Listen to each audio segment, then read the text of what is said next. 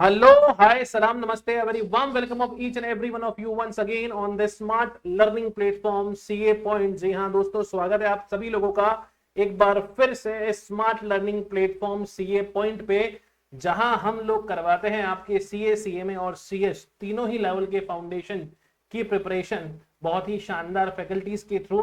This is your mentor Rahul Parmar for the subject statistics, और मैं आपके साथ आपकी सीएमए की जर्नी में बेसिकली पेपर नंबर 3 के स्टैटिस्टिक्स पार्ट को बेसिकली लीड कर रहा हूं। और आपका जो स्टैटिस्टिक्स है उसमें एक नंबर भी आपका ना कटे और बेस्ट से बेस्ट नंबर आए, वैसी प्रिपरेशन बेसिकली हम लोग करवाने वाले हैं इस प्लेटफॉर्म पे। तो जितने भी सीएमए एस्पिरेंट्स हैं वो फटाफट से दोस्तों जुड़ जाइए, और साथ ही साथ में इस वीडियो को शेयर कर देना ज्यादा से ज्यादा लोगों तक, क्योंकि यहाँ पे मैं आप लोगों को पढ़ा रहा हूँ बहुत ही डिटेल के अंदर, ठीक है।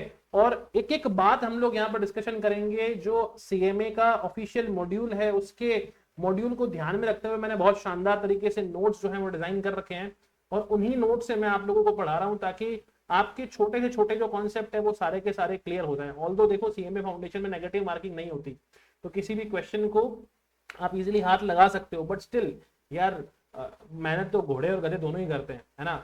तो ज्यादा बढ़िया है हम घोड़ों की तरह मेहनत करें, यानी अच्छे से मेहनत करें, ठीक है। माय पॉइंट इज दैट, तो आप लोग ढंग से मेहनत कीजिए तो रिजल्ट जो है वो भी बहुत शानदार तरह से आपको मिलने वाला है। ऑलराइट क्या।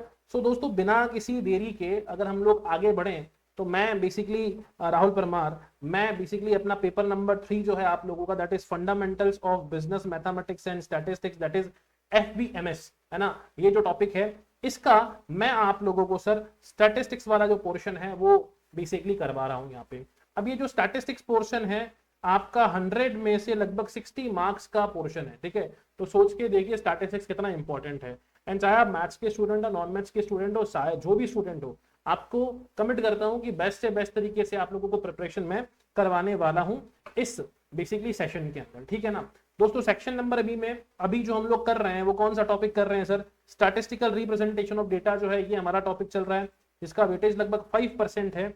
लेकिन ना ये 5% का वेटेज भले ही हो, 5 नंबर भले ही हो, लेकिन डेप्थ में है, काफी सारा चैप्टर कंटेंट बहुत डेप्थ में है। तो उसी कंटेंट के बेसिस पे मैंने ऑफिशियल कंटेंट के बेसिस पे बहुत शानदार तरीके से नोट्स ड्राफ्ट किए हैं, जिसके में 2 लेक्चर्स ऑलरेडी यूट्यूब के ऊपर अवेलेबल है। आप लोग जाके उन लेक्चर्स को देख सकते हैं, प्लेलिस्ट भी आप लोगों को पूरी की पूरी मिल जाएगी, ठीक है। चलिए विदाउट वेस्टिंग द टाइम हम लोग सीधा आगे बढ़ते हैं, ठीक है। हम लोग अभी मॉड्यूल नंबर 4 यानी जो चैप्टर नंबर 4 है उसको मॉड्यूल नंबर 4 बोला है यहाँ पे। सेक्शन बी FBMS के अंदर फंडामेंटल्स ऑफ बिजनेस स्टैटिस्टिक्स में module number 4 statistical representation of data जो है ये मैं बेसिकली आप लोगों को करवा रहा हूँ, ठीक है। और इसमें मैंने कुछ चीजें ऑलरेडी आपके साथ में डिस्कस कर ली है, जैसे कि स्टैटिस्टिक्स क्या होता है ना, ये हम लोगों ने डिस्कस कर लिया था कि स्टैटिस्टिक्स जो है it is a 5 step process, है ना, जिसको हम लोग कलेक्टिवली COPAI कहते हैं। फिर डेटा का मीनिंग बता दिया था, क्वांटिटेटिव डेटा क्या होता है, क्वालिटेटिव डेटा क्या होता है, that also we have discussed, है ना। एक बहुत ही अच्छी चीज थी that is origin of statistics, इसके बारे में भी हमने बात कर ली। कुछ शॉर्ट ट्रिक्स मैंने आप लोगों के साथ शेयर करी थी, these are the tricks, letter genetic फ्रैंक्यू एंड इटालिस्टा, ठीक है। बहुत इजी है याद करना, आसानी से आप लोग याद कर सकते हो। फिर मैंने कहा था कुछ और जगह से क्वेश्चंस बनेंगे कि फादर ऑफ स्टैटिस्टिक्स कौन है, इंटरनेशनली फादर ऑफ स्टैटिस्टिक्स कौन है, डोमेस्टिकली यानी इंडिया में, है ना। स्टैटिस्टिक्स वर्ड फर्स्ट यूज किसने किया था, गॉटफ्रेड डिकेनवॉल ने, ठीक है ना। कौटिल्य ने क्या कहा, फिर बेसिकली अबू फजल ने क्या कहा, इजिप्ट के अंदर फेरो ने क्या कहा, ये सारी बातें हम लोगों ने डिस्कस करी थी। लास्ट में जो कल लास्ट क्लास थी उसके अंदर मैंने आप लोगों के साथ डिस्कशन करना शुरू किया था, है ना, कुछ डेफिनेशन ऑफ स्टैटिस्टिक्स के बारे में। किस पर डिस्कशन करना शुरू किया था सर हम लोगों ने, डेफिनेशन ऑफ स्टैटिस्टिक्स के बारे में। और इस डेफिनेशन ऑफ स्टैटिस्टिक्स के बारे में मैंने आप लोगों को बोला था कि यार जब भी आप लोग सोचते हो कि यार स्टैटिस्टिक्स क्या है, तो आपके दिमाग में 2 ख्याल आते हैं। एक तो न्यूमेरिकल डेटा, बहुत सारा डेटा होगा, बहुत सारा इंफॉर्मेशन होगा, उसको भी हम स्टैटिस्टिक्स बोलते हैं। और कई बार हमारे दिमाग में mean, mode, median, pie chart, histogram, ये सारी चीजें आती है। तो मैंने अगर आप लोगों को ब्रीफ आउट किया कि इन्हीं 2 चीजों के ऊपर बेस्ड है स्टैटिस्टिक्स की 2 डेफिनेशन। एक तो बहुत बल्क अमाउंट ऑफ डेटा की बात करता है, जो सिंगल नंबर नहीं होगा, बहुत सारा होगा, so that is statistics defined in plural sense. और एक होंगे मेथड्स, इंडिविजुअल मेथड्स होंगे, मीन निकालने के मेथड हैं, कलेक्शन करने के मेथड है, ऑर्गेनाइजेशन करने के मेथड है, प्रेजेंटेशन करने के मेथड है। So these are the basically definition of statistics, या in this way statistics is defined in singular sense। तो मैंने आप लोगों के साथ कल डिस्कशन किया था कि 2 चीजें हैं, स्टैटिस्टिक्स को 2 तरीके से डिफाइन करते हैं, सिंगुलर और प्लूरल। ऑलराइट क्या, तो प्लूरल सेंस में भी हम लोगों ने स्टैटिस्टिक्स को देखा, ऑलराइट क्या, और सिंगुलर सेंस में भी हम लोगों ने स्टैटिस्टिक्स को देख लिया। Alright, in plural sense statistics है numerical data collected in systematic manner, alright, यानी बल्क अमाउंट ऑफ डेटा। और इन सिंगुलर सेंस स्टैटिस्टिक्स है साइंस ऑफ स्टैटिस्टिक्स, या जिसको हम लोग बोलते हैं साइंस ऑफ काउंटिंग या methods of basically statistics. Alright क्या, तो ये कुछ चीजें थी जो हम लोगों ने कल पढ़ ली, science of counting, science of averages, है ना, क्लियर, ये सारी चीजें हम लोग देख चुके हैं। अब अगर आगे हम लोग बात करें, ठीक है, तो हम लोगों ने कल बेसिकली मैंने आप लोगों को पढ़ाया था, ठीक है, definition of statistics in plural sense, और वहां से कुछ कैरेक्टरिस्टिक्स निकलते हैं स्टैटिस्टिक्स के। क्या निकल रहे हैं बेटा? कैरेक्टरिस्टिक्स निकल रहे हैं, ठीक है, क्या निकल रहे हैं बेटा? कैरेक्टरिस्टिक्स निकल रहे हैं। डिफाइन किसने किया? सेक्रेस्ट की डेफिनेशन थी। डेफिनेशन आप लोगों के सामने, आप लोग देख सकते हैं क्या डेफिनेशन है। By statistics we mean the aggregate of fact. क्या मतलब है स्टैटिस्टिक्स से? By statistics we mean the aggregate of facts, यानी कोई एक नंबर स्टैटिस्टिक्स नहीं कहलाता। स्टैटिस्टिक्स कहलाने के लिए हमारे पास एक से ज्यादा इंफॉर्मेशन होनी चाहिए। जैसे कि मैं बात करूं, राम की सैलरी 15,000 रुपए, this is not statistics. Mohan की एज इतनी है, this is not statistics. Whether अगर मैं ये कहूं कि राम की सैलरी इतनी है और मोहन की सैलरी इतनी है, ये कितने हुए सर? 2 हुए, यानी अब ये जाके स्टैटिस्टिक्स कहला सकता है। यानी स्टैटिस्टिक्स बेसिकली कहलाने के लिए या किसी भी इंफॉर्मेशन का स्टैटिस्टिकल इंफॉर्मेशन बनने के लिए 2 या 2 से ज्यादा नंबर्स का होना जरूरी है। फिर हम बात कर रहे हैं affected to a marked extent by multiplicity of causes, यानी जो स्टैटिस्टिकल डेटा होता है वो किसी एक कॉज से अफेक्ट नहीं होता, बहुत सारे कॉजेज से अफेक्ट होता है, ठीक है ना। फिर हम बात करेंगे न्यूमेरिकली एक्सप्रेस होना चाहिए, यानी नंबर्स में एक्सप्रेशन होना चाहिए। वो इन्यूमरेटेड भी हो सकता है और एस्टिमेटेड भी हो सकता है ना। फिर रीजनेबल स्टैंडर्ड्स ऑफ एक्यूरेसी का ध्यान रखना चाहिए अपने को, यानी जो डेटा कलेक्ट करो उसमें एक्यूरेसी हो। ऐसा नहीं हो कि बिल्कुल हैप्पीजर्ड मैनर में आपने डेटा कलेक्ट कर लिया या एवं ही आपने बेसिकली रफली डेटा कुछ कलेक्ट कर लिया, वो स्टैटिस्टिक्स नहीं कहलाएगा। एक्यूरेसी का ध्यान रखना पड़ेगा। सिस्टमैटिक मैनर के अंदर कलेक्ट हुआ हो। प्री डिटरमाइंड पर्पस, यानी एक पर्पस हो आपके माइंड में। मैं रैंडमली आप लोगों से पूछूं कोई डिटेल, एक पेज के ऊपर आपके फादर का नाम लिख लूं, उनका बिजनेस लिख लूं और उस पेपर को साइड पे छोड़ दूं, या एक रैंडमली मैं आप लोगों का नाम लिखूं और आपके मार्क्स लिखूं, मेरे माइंड में कोई पर्पस नहीं था। अगर मेरे माइंड में पर्पस है कि सर मेरे को इन जितने भी स्टूडेंट्स हैं मेरी इस क्लास को देख रहे हैं उनके एवरेज मार्क्स पता करने उनके क्लास 12th के अंदर, और तब मैंने आपका नाम और आपके मार्क्स क्लास 12th के जो परफॉर्मेंस है वो लिखा, और वो जो मेरी जो शीट होगी जिसमें ये सारी डिटेल्स होगी, that is called as statistical data. लेकिन रैंडमली मैं किसी से पूछ रहा हूँ विदाउट हैविंग एनी ऑब्जेक्टिव, मेरे को नहीं निकालने एवरेज मार्क्स, मैंने ऐसे ही पूछ लिया हाँ भैया किसके 12th में क्या क्या परसेंटेज थे, लिख के भेजो जरा, मैंने वो पेपर लिखा और साइड में रख दिया, ये स्टैटिस्टिकल डेटा नहीं है। यानी विदाउट एनी पर्पस अगर कोई इन्फॉर्मेशन कलेक्ट की जा रही है वो सिर्फ डेटा है, लेकिन विद द पर्पस अगर कोई इन्फॉर्मेशन कलेक्ट कर रहे हो वो स्टैटिस्टिकल इन्फॉर्मेशन है, स्टैटिस्टिकल डेटा, राइट। तो पर्पस होना बहुत जरूरी है। फिर हमने कहा placed in relation to each other, तो ये कुछ कैरेक्टरिस्टिक्स है किसकी? स्टैटिस्टिक्स की in terms of plural sense. Statistics मतलब स्टैटिस्टिकल डेटा की in terms of plural sense, है ना। अब इसको वन बाय वन हम लोग क्या कर लेते हैं दोस्तों, डिफाइन कर लेते हैं। अच्छा जरा ये चीज देखिएगा यहाँ पे, ये जितनी भी चीजें दे रखी है ना, ये आपका CMA की बुक का कंटेंट है। This is the content of your CMA book. मैं अपने मन से नहीं बता रहा हूं आप लोगों को, are you getting my point? ये आपकी CMA की बुक का कंटेंट है, मैं अपने मन से नहीं बता रहा हूं, ठीक है। तो अब जब हम लोगों ने इसको याद करने की कोशिश करी, तो मैंने कल भी आप लोगों को याद करवाया था। कैसे याद करवाया? मैंने कहा इसको याद करने का बहुत सिंपल ट्रिक है दोस्तों, स्पीयरमैन। क्या ट्रिक था? स्पीयरमैन, राइट क्या? तो ये ट्रिक थी, ये क्या थी? ट्रिक थी। Where S refers to systematic manner, है ना, P refers to predetermined purpose, E refers to what? Enumerated और एस्टिमेटेड, है ना। R refers to what? R का मतलब था अपने पास में basically replaced in relation to each other। क्या बोला था मैंने? placed in relation to each other, that was the meaning of R। फिर अगेन एक A का मतलब था बेसिकली क्या आपके पास में? एक्यूरेसी होनी चाहिए, ठीक है। तो ये तो हो गया सिस्टमैटिक। S बोले तो systematic manner, pre determined purpose, E बोले तो इन्यूमरेटेड और एस्टिमेटेड, उसी के साथ में रीजनेबल डिग्री ऑफ एक्यूरेसी यानी एक्यूरेट होना चाहिए। फिर R की बात करें तो placed in relation to each other, यानी अगर मैं अजीत के मार्क्स पूछ रहा हूं और सुजीत का वेट पूछ रहा हूं तो इसको रिलेशन में नहीं रख पाऊंगा, कंपेयर नहीं कर पाऊंगा।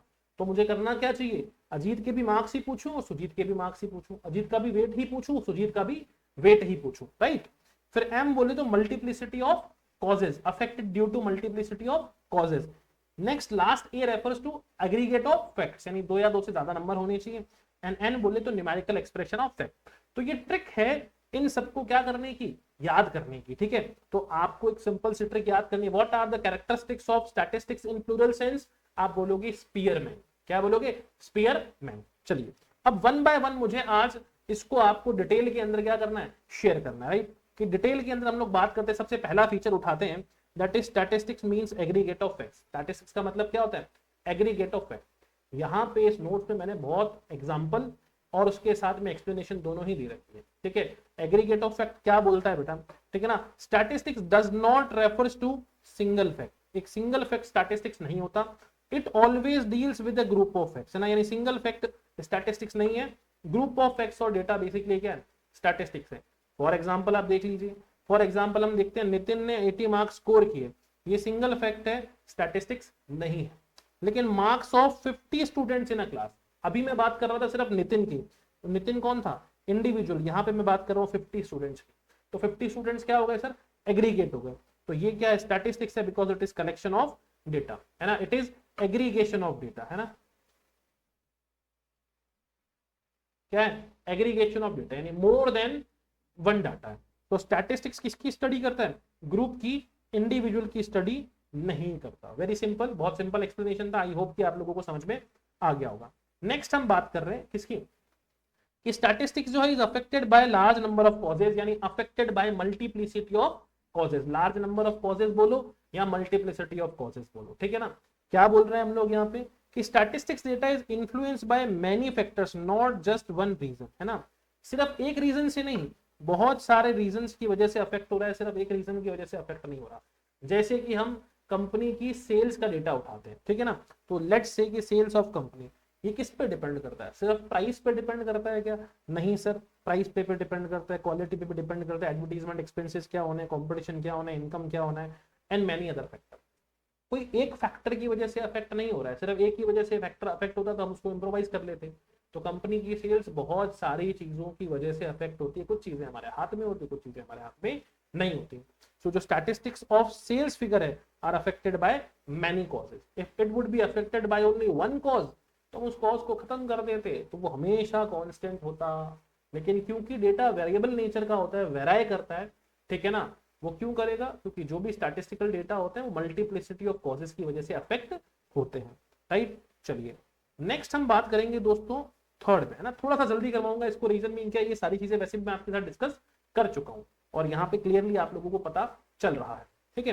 तो statistics is always numerically expressed, क्या मतलब है इसका, हमेशा नंबर में होगा। यूं समझना कि देखो सर, एक स्टैटिस्टिक्स नाम की पार्टी चल रही है जिसकी कुछ टर्म्स एंड कंडीशन, ठीक है ना, बेसिक कंडीशंस के बारे में बात कर रहा हूं, कि स्टैटिस्टिक्स नाम की पार्टी चल रही है जिसकी है सर कुछ टर्म्स एंड कंडीशन।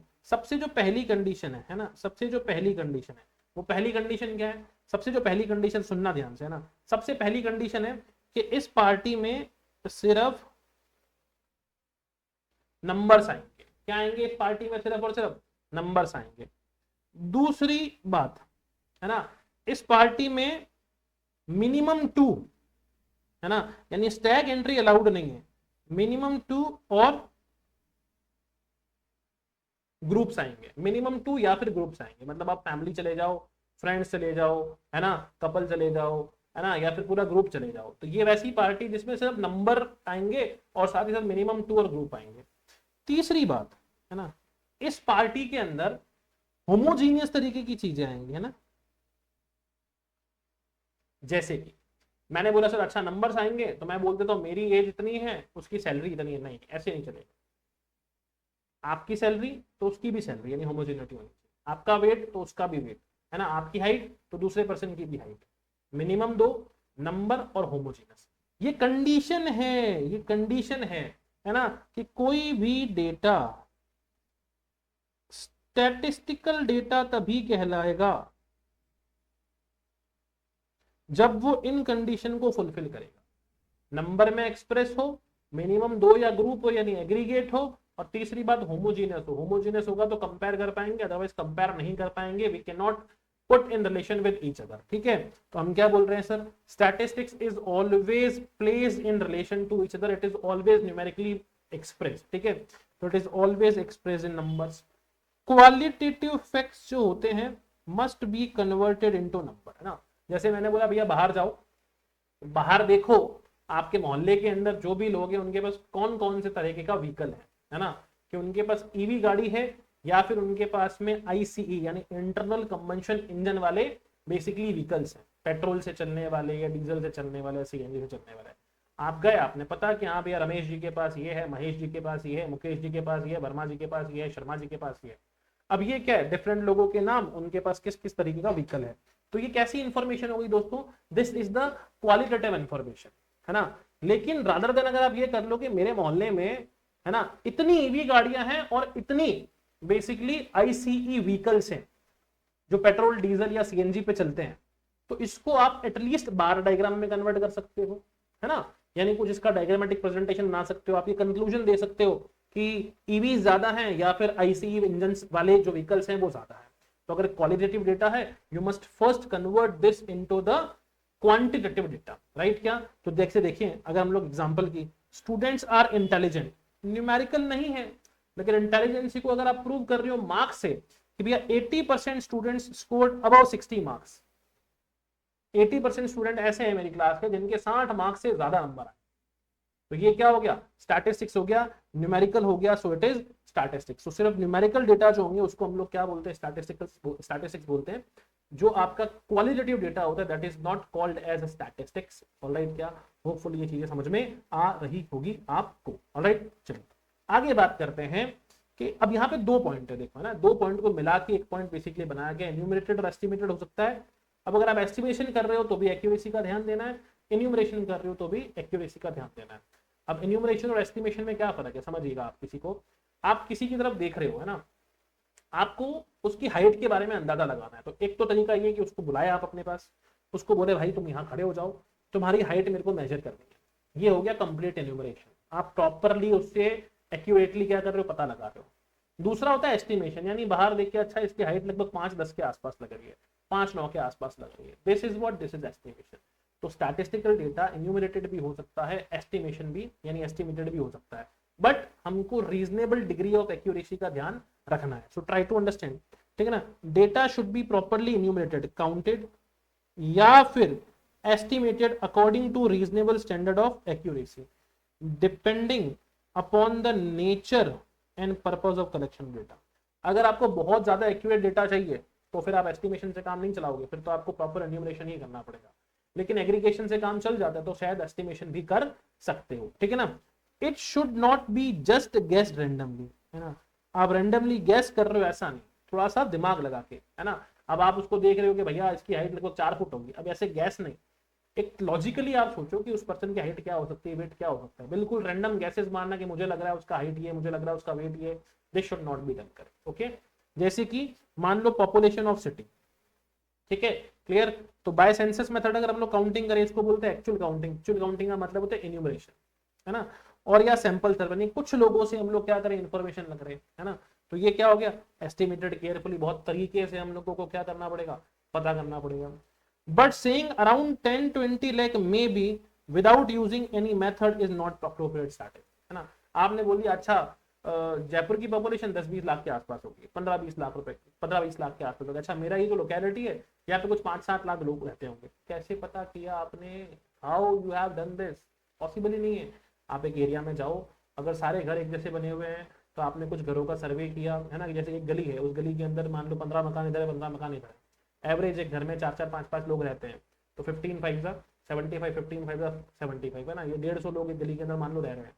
तो वैसे 10 गलियां हैं, तो हमने एक गली का अंदाज लगाया और 10 गली का अप्रोक्सीमेशन कर लिया कि 150 मल्टीप्लाई बाय 10 लगभग 1500 लोग रह रहे होंगे, है ना। लेकिन ऐसे तुक्का मान लेना कि यहाँ पे 1000-1200 लोग रह रहे होंगे, दिस इज नॉट करेक्ट। या तो प्रॉपरली 1-to-1 हाउस का सर्वे करो, एग्जैक्ट इन्यूमरेशन करो, या एस्टिमेशन कर रहे हो तरीके से करो, यानी रीजनेबल डिग्री ऑफ एक्यूरेसी का ध्यान रखना बहुत ज्यादा जरूरी होता है, ठीक है। चलिए ये बात ध्यान रखिएगा, ठीक है।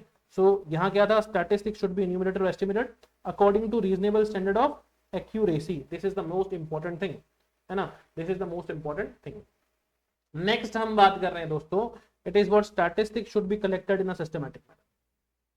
भाई जब तुम स्टैटिस्टिक्स कलेक्ट कर रहे हो ना, तो आपको एक सिस्टम फॉलो करके चलना है, सिस्टमैटिक मैनर के अंदर बेसिकली स्टैटिस्टिक्स कलेक्ट करना है। Information collected in hazard manner, यानी जल्दबाजी में अगर आपने इंफॉर्मेशन कलेक्ट किया तो वो स्टैटिस्टिक्स नहीं है। बहुत सिंपल सी बात बोल रहा हूँ, जल्दबाजी में इंफॉर्मेशन कलेक्ट नहीं करनी है ना। स्टैटिस्टिक्स जो है वो सिस्टमेटिक मैनर से ही कलेक्ट किया जाना चाहिए। चलो हमारा एग्जांपल क्या बोल रहा है उसके ऊपर बात करते हैं और एक्सप्लेनेशन क्या बोल रहा है देखते हैं, है ना। चलिए, तो data should be collected in a planned and organised way, यानी आपको डेटा कैसे कलेक्ट करना है उसका पहले एक तरीके से प्लान ऑफ एक्शन बनाओ। मैं उस पर्सन के पास जाऊंगा, इस तरीके से क्या करूंगा, डेटा कलेक्ट करूंगा। Are you getting my point? The data collected in a haphazard manner will lead to difficulties in the process of analysis and wrong conclusion। अगर आपने हैपहैजर्ड मैनर में डेटा कलेक्ट किया तो आप उस डेटा को प्रोसेस नहीं कर पाओगे तरीके से और कंक्लूजन्स निकालने में प्रॉब्लम होगी, है ना। जैसे कि एग्जांपल क्या दिया है, अगर आपको क्या पता करना है, अगर आपको पता करना है if you want to know the average income of the people, हमें क्या पता करना है, एवरेज इनकम, प्रति व्यक्ति आय, ऑन एन एवरेज एक पर्सन किसी फैमिली में कितना कमाता है। तो आपको क्या करना चाहिए, आपको क्या करना चाहिए, आप सबसे पहले ऐसे ही जाओगे, घर का दरवाजा नॉक करोगे कि भैया मेरे को आपकी पता करनी है इनकम कितनी है, नोबडी विल गिव यू, या क्वेश्चंस क्या पूछने, ब्लैंक हो जाओगे। आपने 10 लोगों को 10 अलग अलग घरों पे भेजा, ठीक है ना, वो क्या प्रॉपर तरीके से क्वेश्चंस पूछ पाएंगे? आपको लगता है कि 10 लोग सेम तरीके की इंफॉर्मेशन लेके आ पाएंगे? नहीं। अगर आपको 10 लोगों को अलग अलग घरों पे भेजना है ना, 100-200 घरों की इंक्वायरी करने के लिए भेजना है, तो आपको सबसे पहले क्वेश्चन का फॉर्मेट बनाना चाहिए कि हर पर्सन हर घर पे जाके ये क्वेश्चंस क्या करेगा, पूछेगा। यानी सबसे पहला स्टेप क्या है, prepare a question. Question prepare करने के बाद में, है ना, क्वेश्चन प्रिपेयर करने के बाद में सेलेक्ट प्रॉपर सैंपल, है ना। अब देखो अगेन ध्यान रखना, जब आप लोग फील्ड में जाके डेटा कलेक्ट करते हो तो आपके पास 2 तरह के ऑप्शंस होते हैं। क्या होते हैं बेटा? 2 तरह के ऑप्शंस होते हैं, ठीक है ना। अब उन 2 ऑप्शंस की अगर हम लोग बात करेंगे तो पहला तो होता है बेटा प्राइमरी डेटा और दूसरा होता है सेकेंडरी डेटा। यानी जब आप इंफॉर्मेशन कलेक्ट करके लेके आ रहे हो, इसके ऊपर भी मैं आऊंगा, तो फर्स्ट इज प्राइमरी डेटा और दूसरा होता है सेकेंडरी डेटा। प्राइमरी डेटा क्या है, आप फील्ड में गए या आपने अपने बेसिस पे किसी ट्रेंड पर्सन को भेजा और जो लोग हैं टारगेट ऑडियंस है आपकी, आपने उन लोगों से इंफॉर्मेशन वापस से कलेक्ट करना शुरू किया, उनसे क्वेश्चन पूछना शुरू किया, राइट। क्या अब यहाँ पे क्या करना है, अगर आप सब लोगों से इंफॉर्मेशन पूछते हो, मान लो आपका जो स्कोप ऑफ इंक्वायरी है वो है 500 लोग, ठीक है, 500 लोग है, आपको 500 लोगों से रिलेटेड इंफॉर्मेशन कलेक्ट करनी है। आप अगर हर एक पर्सन से इंफॉर्मेशन कलेक्ट कर रहे हो तो ये है सेंसस मेथड। क्या है? Census method. और अगर आप उस 500 में से सिर्फ 50 लोगों से रिलेटेड इंफॉर्मेशन कलेक्ट कर रहे हो तो ये है सैंपल मेथड। जैसे कि आपकी लोकेलिटी में जो गवर्नमेंट का वाटर वर्क्स डिपार्टमेंट है उसका पानी आता होगा, अब वो पानी अच्छा आ रहा है या खराब आ रहा है ये पता करना है, पानी आ रहा है या नहीं आ रहा है ये पता करना है। तो सब लोगों के पास में वाटर वर्क्स डिपार्टमेंट का कनेक्शन ले रखा है सब लोगों ने, तो आपको अगर आपकी लोकेलिटी में 500 घर है तो 500 घरों में जाके पूछने की जरूरत शायद नहीं, क्योंकि सबका प्रॉब्लम कॉमन है।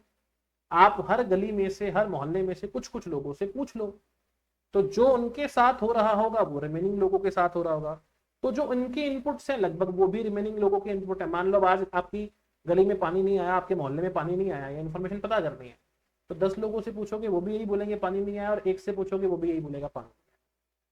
समझ रहे हो मेरी बात को? ठीक है, तो आप अगर डेटा में यूनिफॉर्मिटी है तो आपको हर पर्सन से पूछने की रिक्वायरमेंट नहीं है, लेकिन अगर डेटा में डाइवर्सिटी है तो आपको हर पर्सन से पूछने की रिक्वायरमेंट है। इसलिए मैंने कहा कि अगर आपको पता करना है कि एवरेज इनकम क्या है लोगों की, तो आप सबसे पहले तो क्वेश्चन बनाओगे। क्वेश्चन होता क्या है? Set of well drafted questions, जो आप जो रिस्पॉन्स करने वाले लोग हैं उन लोगों से पूछना चाहते हो, ठीक है। तो क्वेश्चन हो गया, देन आप प्रॉपर सैंपल सेलेक्ट करोगे एंड फिर आप उनसे रिकॉर्ड करोगे रिस्पॉन्सेस, ठीक है ना, कि हाँ भैया आपका नाम बताओ, क्या नाम है आपका, ठीक है। अच्छा, आपके नाम के बाद में आपके घर में वर्किंग पीपल कितने हैं, कितने वर्किंग पीपल हैं, कौन कौन क्या क्या करता है, उनकी इनकम कितनी है, ठीक है। तो आपको इनकम पता चल गई, उनका काम पता चल गया, किस सेक्टर में वो लोग काम करे, देन आप आराम से बैठो साथ में, फॉर्म सारे के सारे लेके उसको फिगर आउट करो, डेटा को ऑर्गेनाइज करो एंड देन फिर आप एवरेज इनकम कैलकुलेट करो। As simple task it is, है ना। लेकिन आप रैंडमली चले गए किसी के घर पे, सीधा पूछे भैया आपकी इनकम कितनी, तो वो आपको तरीके से जवाब देगा क्या? The answer is absolutely not. तो आपको हमेशा क्वेश्चन पूछने का एक फॉर्मेट बनाना पड़ेगा and then after systematically data collect करना पड़ेगा, right. But if you randomly ask a few friends without any proper method, it is not systematic and not statistics. तो इस तरीके से अगर डेटा कलेक्ट कर रहे हो without any system, that is not called as statistics. Alright, क्या hopefully समझ में आ रहा होगा। और अगर अभी तक चीजें समझ में आ रही है, देखो बिट डिटेल पढ़ा रहा हूँ लेकिन जरूरी है स्टैटिस्टिक्स की अंडरस्टैंडिंग के लिए। एक बार समझ में आ गई ना दोस्तों, तो विश्वास मानना कभी स्टैटिस्टिक्स को जिंदगी में भूलोगे नहीं। इतना प्यारा सब्जेक्ट है यार, इतना प्यारा सब्जेक्ट है। क्लियर क्या? नेक्स्ट बात करते हैं, statistics should be collected for a pre determined purpose. क्या मतलब है इसका? ये बोल रहा है अगर तुम्हारे दिमाग में पर्पस नहीं है, तुम घर पे जाके लोगों के दरवाजे खटखटा रहे हो, बोलो भैया तुम्हारी इनकम कितनी है, ठीक है ना, वो सिंपल बोलेंगे भाई तुम्हें काहे पंचायती है, क्यों पूछ रहे हो भाई तुम मेरी इनकम, ठीक है, क्या करोगे इसका, तुम्हारे पास कोई आंसर है? The answer is absolutely not.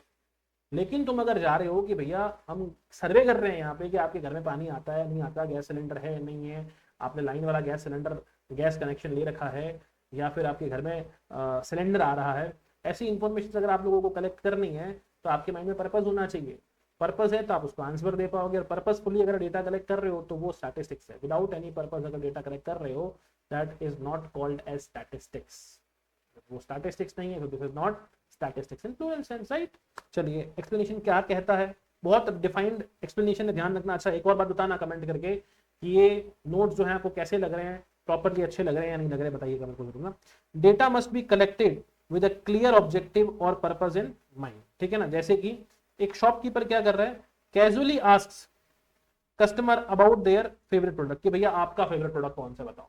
उसके दिमाग में कुछ नहीं, लेकिन अगर वो शॉपकीपर ये बोल रहा है कि जो कस्टमर्स के फेवरेट प्रोडक्ट हैं मैं उसी को अपनी दुकान में रखूंगा, फालतू के जो दूसरे प्रोडक्ट जिसकी इन्वेंट्री पाइलअप हो रही है उसको मैं रखना बंद कर दूंगा, अगर वो इस पर्पस से लोगों से पूछ रहा है देन इट इज स्टैटिस्टिक्स। लेकिन अगर विदाउट एनी पर्पस रैंडमली पूछ रहा है कि भैया आपका फेवरेट प्रोडक्ट कौन सा है, तो वो स्टैटिस्टिक्स नहीं है, ठीक है। तो shopkeeper collects consumer preferences to plan stock, that is called as statistics. Data is collected without purpose. If data is collected without purpose, it may become useless and not statistics. वो statistics नहीं होगा। Clear है क्या? Next बात करते हैं, statistics should be place in relation to each other. यानी statistics जब आप कलेक्ट कर रहे हो वो ऐसा होना चाहिए कि हम उसको एक दूसरे के साथ रिलेशन में रख पाए। किसी की एज को और किसी के वेट को हम रिलेशन में नहीं रख सकते, किसी की हाइट को किसी के वेट को हम रिलेट नहीं कर सकते, लेकिन एक पर्सन की हाइट और दूसरे पर्सन की हाइट को रिलेट कर सकते हैं। टेक्निकली अगर मैं 100 लोगों से इंफॉर्मेशन पूछ रहा हूँ तो सबसे उनकी हाइट ही पूछूं। हाइट अगर सेंटीमीटर में ले रहा हूँ तो बाकी की हाइट भी सेंटीमीटर में लूँ, एक की फीट में ली दूसरे की भी क्या लूँ, फीट में ही। ऑलराइट क्या? So this should be kept in mind. For proper comparison the data should B homogeneous. मैंने क्या बताया था, होमोजीनस होना चाहिए एंड नॉट हेट्रोजीनस, ठीक है क्या। Only comparable data can be analysed and interpreted correctly. अगर आप डेटा कंपैरेबल है आपका तो ही आप उसको इंटरप्रेट कर पाओगे और साथ ही साथ में क्या कर पाओगे, एनालाइज कर पाओगे, अदरवाइज आप कुछ भी नहीं कर पाओगे। ऑलराइट क्या? Example, India GDP in rupees with USA GDP in dollars. क्या बोला मैंने, यहां पे तो ले रहा हूं रुपीज इंडिया की जीडीपी और वहां ले रहा हूं डॉलर्स विदाउट कन्वर्जन, तो दो काम करनी चाहिए। इंडिया का जीडीपी भी यूएस डॉलर में एक्सप्रेस करो और बेसिकली यूएसए का जीडीपी यूएस डॉलर में एक्सप्रेस हो, देन इट इज कंपैरेबल, ठीक है। Profit of 2024 with profit of 25, same company है ना। अगर सेम कंपनी का 24 और 25 का प्रॉफिट है तो कंपैरेबल है। आई बात समझ में? क्लियर है क्या? लेकिन अगर कंपनी की सेल्स और कंपनी का प्रॉफिट कंपेयर कर रहे हो, कंपैरेबल है ही नहीं, ठीक है। तो data must be in same units. क्या होना चाहिए? सेम यूनिट, हर तरीके से सेम होना चाहिए। And conditions for proper comparison, जैसे कि दो कंपनीज का मेरे को प्रॉफिट कंपेयर करना है, एक का इस साल का प्रॉफिट दूसरी का 2 साल पहले का प्रॉफिट कंपेयर कर रहे हो, डजंट मेक एनी सेंस। दोनों का इसी साल का प्रॉफिट हो then it make sense. Company का इस साल का प्रॉफिट और लास्ट ईयर का प्रॉफिट कंपैरेबल है, ठीक है ना, क्योंकि प्रोग्रेस चेक करने में काम आएगा, राइट। सो कंपैरेबिलिटी होनी चाहिए। इस तरीके से आप क्या करोगे, डेटा कलेक्ट करोगे। होपफुली ये चीजें आप लोगों को समझ में आ रही है, ठीक है। और अगर समझ में आ रही है ना दोस्तों तो प्लीज, ठीक है ना, just like the video and share your comments in the comment section. इससे मुझे भी मोटिवेशन मिलता है शानदार तरीके से और क्लासेस लेके आने का, और प्रॉमिस करता हूँ आपके लिए ऐसी ही बहुत सारी क्लासेस लेके आता रहूंगा। थोड़ी सी डिटेल्ड में होगी क्लास, लेकिन आप लोगों को पढ़ने में बहुत ज्यादा मजा आएगा और बहुत अच्छे इंसाइट्स भी मिलेंगे आपको, राइट। चलिए नेक्स्ट हम लोग मूव ऑन कर रहे हैं। अभी तक हमने क्या किया था, अभी तक हम लोगों ने किया था statistics in plural form, definition of statistics in plural form. This we have done, right? Now we are moving forward to understand the statistics in singular form. Singular form बोल दो, सिंगुलर नाउन की तरह बोल दो, या statistical methods के बारे में बात कर दो। तो अभी हम बात करें स्टैटिस्टिक्स इन सिंगुलर फॉर्म या स्टैटिस्टिक्स एज स्टैटिस्टिकल मेथड्स। ठीक है, अब यहाँ पे भी डेफिनेशन देने वाले कुछ चुनिंदा लोग हैं, क्या बोल रहे हैं उनकी बात को समझ लेते हैं और एक बार नजर डाल लेते हैं। ठीक है, तो देखो ए एल बॉली करके एक स्टैटिशियन है ना, बड़ी नैरो डेफिनेशन दी, छोटी सी डेफिनेशन दी कि स्टैटिस्टिक्स में be called the science of counting, गिनने की साइंस को हम स्टैटिस्टिक्स बोलते हैं। ऐसा सिर्फ नहीं, बहुत सारी चीजें हैं स्टैटिस्टिक्स में यार, है ना। एक क्रॉक्सटन कॉर्डन नाम के पर्सन है, ये बेसिकली क्या बोलते हैं, स्टैटिस्टिक्स में वो डिफाइंड एज कलेक्शन, कि हम स्टैटिस्टिक्स में कलेक्शन करते हैं, प्रेजेंटेशन करते हैं, एनालिसिस करते हैं एंड इंटरप्रिटेशन करते हैं, किसका, न्यूमेरिकल डेटा का। किसका, न्यूमेरिकल डेटा का। तो ये भैया बोलते हैं, कौन, क्रॉक्सटन और काउडन, कि भाई 4 स्टेजेस हैं स्टैटिस्टिक्स के। कितने, 4 स्टेजेस हैं स्टैटिस्टिक्स के। ऑलराइट, क्या according to him there are 4 stages of statistics. ठीक है, कौन कौन से हैं, collection, presentation, analysis and interpretation of numerical data. मैंने तुमको बताया था कि जो स्टैटिस्टिक्स है ना, इज अ 5 स्टेप प्रोसेस, है ना। क्या है 5 स्टेप प्रोसेस, COPA और I।